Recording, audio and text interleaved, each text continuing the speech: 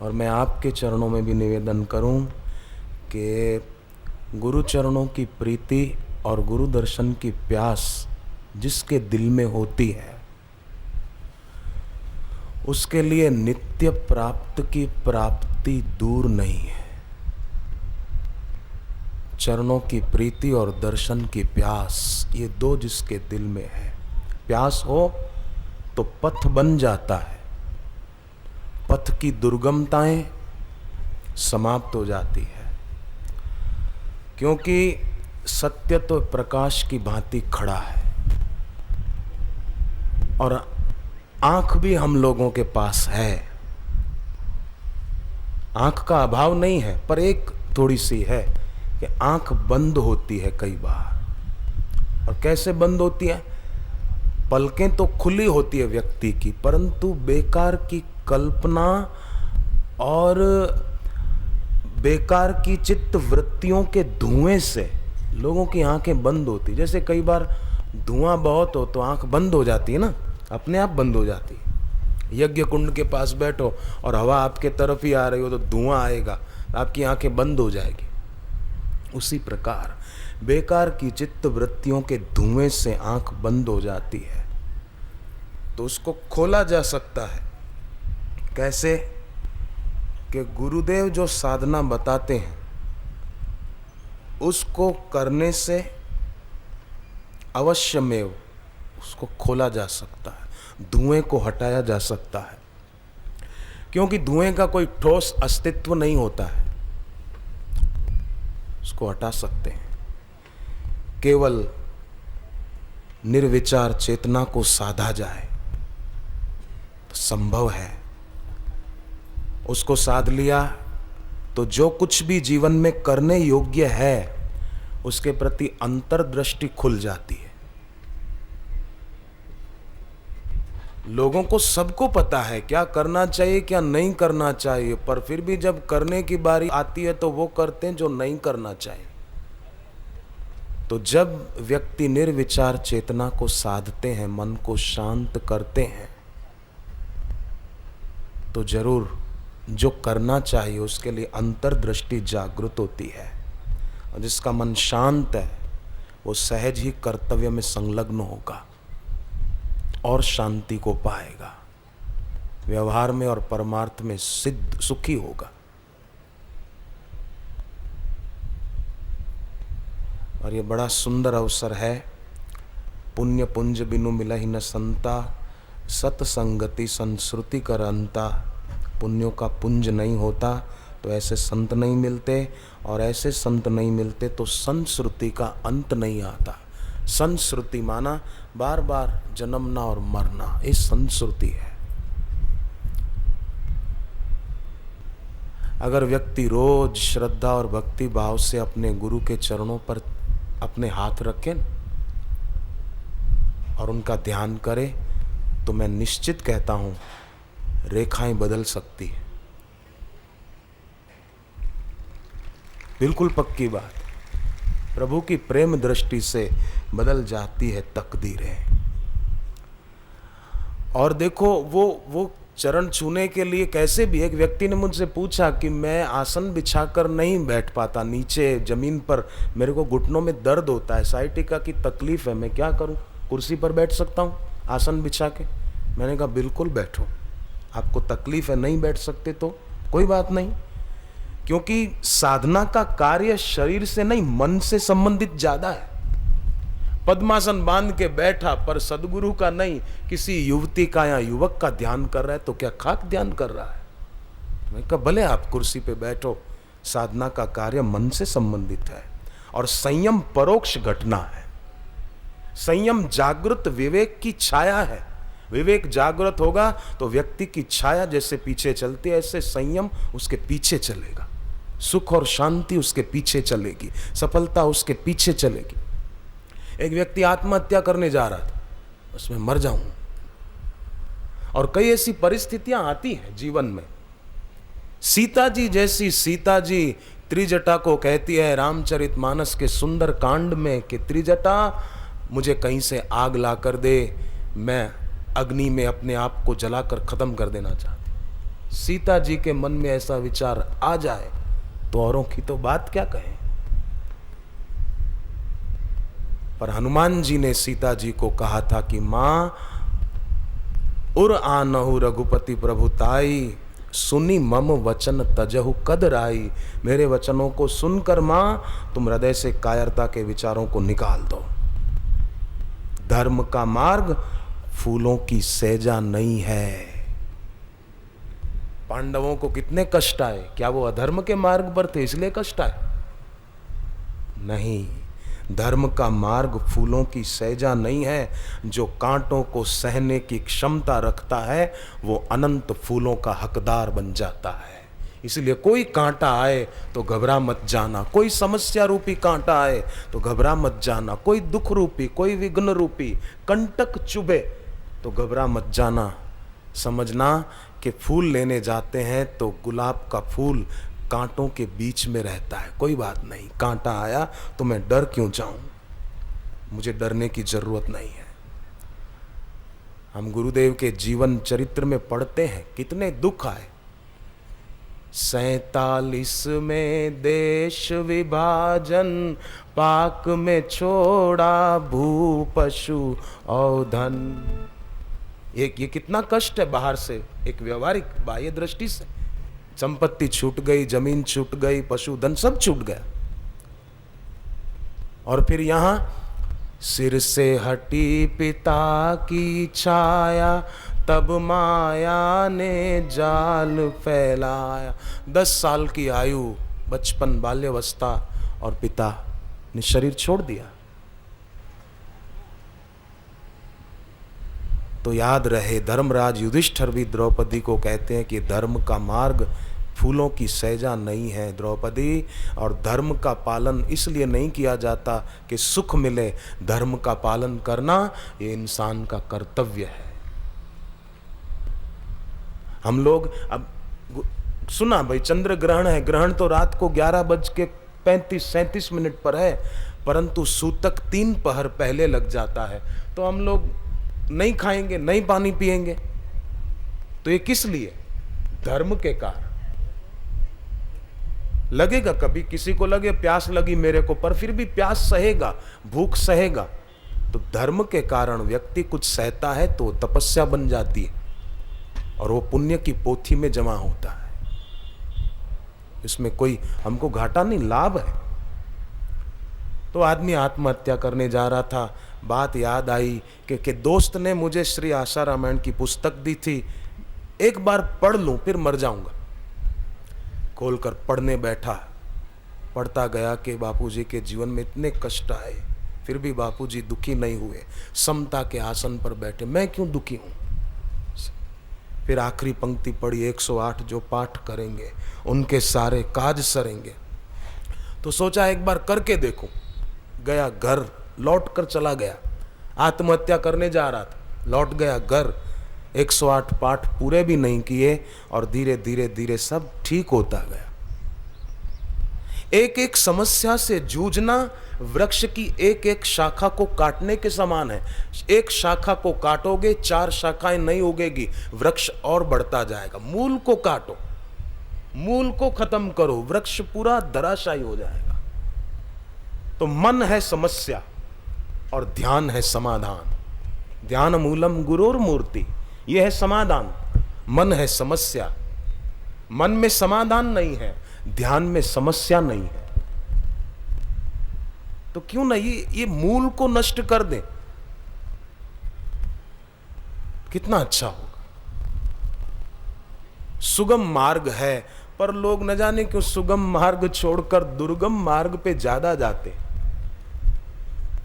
केवल अति से बचना है, खाने की अति से बचें, ध्यान लगेगा। सोने की अति से बचें, व्यर्थ बोलने की अति से बचें, ध्यान लगेगा, सफलता मिलेगी। ध्यान मूलम। जीवन में किसी भी विषय में अति, चाहे सोने की, खाने की, भोगने की, बोलने की, कोई भी अति जीवन में विकृति लाएगी।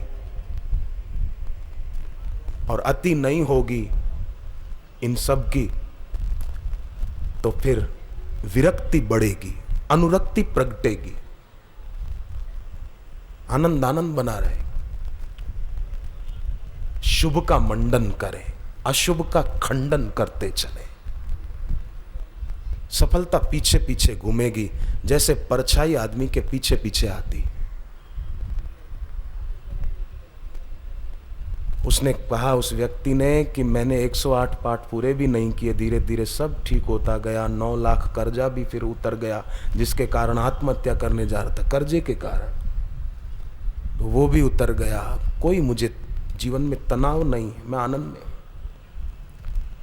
अमृत जहर हो सकता है और जहर अमृत हो सकता है। कांटों को देखकर जो भागेगा ना, वो फूल पाने से वंचित रह जाएगा। इसलिए कांटों को देखकर डरना नहीं। और एक खास बात पते की, भगवान स्वयं उनकी चिंता करते हैं जो स्वयं की चिंता नहीं करते, जो अपनी चिंता नहीं करते, जो क्षुद्र मैं के चिंतन से ऊपर उठते। ईश्वर स्वयं उनकी चिंता करते। सखा सोच त्यागहु बल मोरे, राम जी कहते हैं सुग्रीव को, सखा सोच त्यागहु बल मोरे, सब विधि काज घटब मैं तोरे। मैं तेरा हर काम करूंगा, तू मेरा भरोसा रख और चिंता को छोड़ दे। ये राम जी ने कहा। और कृष्ण जी क्या कहते हैं, अहम त्वाम सर्व पापेभ्यो मोक्षयिष्यामि मा शुचा। तू शोक मत कर, मैं तुझे संपूर्ण पापों से मुक्त कर दूंगा। बस अदृश्य शक्तियां सहायता करने को तैयार है, विघ्न डालने को तैयार नहीं है। अदृश्य शक्ति। छिंदवाड़ा मध्य प्रदेश में एक लड़के ने बताया, वो पानी में डूब रहा था, गणेश विसर्जन के लिए गया था। कल थी ना अनंत चतुर्दशी, तो लोग जाते हैं गणपति विसर्जन को, तो वो भी गया था गणेश विसर्जन के लिए। तो जरा आगे गया, गहरे पानी में डूबने लगा, तो उसके दोस्त जो थे वो डर कर भाग गए। सुख का साथी जगत सब, दुख का नाही कोई, दुख का साथी साईया, पूर्ण सद्गुरु होई। तो उसने देखा अब सब भाग गए, ये डूब रहा है। 2-4 बार हाथ पांव हिलाकर ऊपर आया, पर पानी गहरा, गहरा श्वास भरा उसने, फिर अंदर गया, मन में जप करता रहा कि अब मरना ही है तो भगवान का नाम रटता रहूं। ओम नमो भगवते वासुदेवाय, ओम नमो भगवते वासुदेवाय, ओम नमो भगवते वासुदेवाय। एक बात है बड़ी सुंदर, मैंने गुरु के चरणों में रहकर समझी है। उपनिषद काल में कहा कि बुद्धिम तो सारथी विद्धि, बुद्धि सारथी है व्यक्ति के जीवन में। बुद्धि सारथी, आत्मा रथी, बुद्धि सारथी। परंतु ये कलयुग है, इस कलयुग में व्यक्ति की बुद्धि सारथी हो, बड़ा अनर्थ हो सकता है। इसलिए कलयुग में सारथी कौन, हमारे जीवन रथ का, ईश भजन सारथी सुजाना। भगवान का भजन ही सारथी का काम कर सकता है और उसके द्वारा ही सफलता मिलेगी। अर्जुन के सारथी भगवान थे तो अर्जुन को सफलता मिली। हमारा सारथी भगवान का भजन हो तो हमको सफलता मिलेगी। और गुरु दीक्षा में भगवान का नाम देते हैं, और कलयुग में भगवान का नाम वो भगवान का आविर्भाव है, और वो तत्वज्ञानी गुरु ही दे सकते। आजकल तो कईयों को शौक लगा है गुरु बनने का, पर देवी भागवत में लिखा है दीक्षा देने का अधिकार केवल तत्वज्ञ महापुरुष को ही हो सकता है, सबको नहीं। वो लड़का गहरे पानी में जप करने लगा। अब तो रहा नहीं जा रहा है, कितना श्वास को रोके रखूं, दम घुट रहा है। अब लगता है पानी अंदर जाएगा और मैं, राम बोलो भाई राम। पर इतने में एक अदृश्य शक्ति कि सहायता मिल गई। अदृश्य शक्तियां सहायता करने को तैयार है। दृश्य शक्तियां तो छोटे मोटे झरने हैं, झरने। अदृश्य शक्तियां सागर के समान है, विशाल उदधि के समान है। अदृश्य शक्ति ने उसको धक्का मारा गहरे पानी से किनारे की तरफ। किनारे जो और लोग खड़े थे उन्होंने कहा, तुम कितनी देर से पानी में थे भाई? वो बोला, काफी देर से। तो इतनी देर तुम अंदर रह पाए? बोले, मैं टीवी पर बापूजी का सत्संग सुनता हूँ और बापूजी ने जो भगवान नाम जप की महिमा बताई, मैं गहरा श्वास लेकर जप कर रहा था। मैंने दीक्षा नहीं ली है, पर टीवी पर सुनता हूँ और बापूजी जो भक्ति के ज्ञान के बारे में बताते हैं, मैंने उसका सहारा लिया और मुझे अदृश्य सहायता मिल गई। लोग वाह वाह करने लगे। घर गया, माँ ने कहा, बेटे तुझ पर कोई आपत्ति तो नहीं, विपत्ति तो नहीं आई थी? माँ ने पूछा, बेटा बोला, माँ ऐसी ऐसी बात थी, बड़ी मुश्किल से बच पाया हूँ। तो माँ ने बताया, बेटे मुझे भी अंदर में हो रहा था कि मेरा बेटा कष्ट में है। तो मैं आश्रम छिंदवाड़ा में, जो आश्रम मध्य प्रदेश, मैं वहाँ परिक्रमा कर रही थी और प्रार्थना कर रही थी कि मेरे बेटे की रक्षा करना। किया हुआ साधन भजन वो व्यर्थ नहीं जाता है। इसलिए साधना जिन्होंने शुरू की है उन सभी के चरणों में मेरी प्रार्थना है कि साधना को छोड़ना मत, रोकना मत कि अभी थोड़े दिन नहीं करेंगे, बाद में कर लेंगे। नहीं, ये जो साधना में स्थगन की प्रवृत्ति है ना, वो बड़ी आत्मघाती सिद्ध होगी। छोड़ न देना। अनिर्विण चेतसा, लगे रहना है हमको। इतना तो फिल्म वाले भी गा लेते हैं, रुक जाना नहीं तू कहीं हार के, ऐसा कुछ है गाते। तो क्यों रुक जाएं? किस लिए रुक जाएं? चलते जाना है, आगे बढ़ते रहना है। सवेरा होने की तैयारी है। रात के स्वप्नों की बातें छोड़ो। स्वप्नों को क्यों याद करना? जो बीत चुका वो स्वप्न हो गया। और हम उन गुरु के शिष्य हैं। जागृत स्वप्न सुषुप्ति चेते, ब्रह्मानंद का आनंद लेते। खाते पीते मौन या कहते, ब्रह्मानंद मस्ती में रहते। हम उन गुरु के शिष्य हैं। क्यों उलझे? जो बीत गया वो स्वप्न है। स्वप्नों की बात छोड़ो, संकल्प को प्रगाढ़ करें बस, और संकल्प को केंद्रित करें। मुझे अपना जीवन ऐसा बनाना है। फिर देखो, ध्यान हमारा दरवाजा खटखटाएगा, सफलता हमारा द्वार खटखटाएगी, संपत्ति हमारा द्वार खटखटाएगी।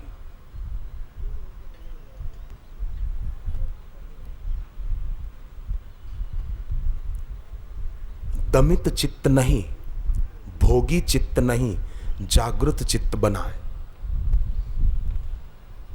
सुख और संपत्ति दरवाजा खटखटाते हुए आ जाएंगे, सिद्धि और सफलता पीछे पीछे आएगी। ऐसा कई भक्तों ने अपना अनुभव बताया। एक कल ही मुझे अहमदाबाद में मुंबई के पूनम व्रतधारी साधक मिले। बोले 9 जुलाई को हम पूना से बंबई आ रहे थे, तो पूना से बंबई के बीच खंडाला घाट पड़ता है, बड़ी बड़ी गहरी खाइयाँ हैं उधर। बोले बरसात बहुत थी, ड्राइवर बैलेंस बराबर नहीं संभाल पाया, गाड़ी खाई में जाती एकदम, न जाने कैसे रुक गई। ड्राइवर भी आश्चर्यचकित हो गया कि कैसे रुक गई।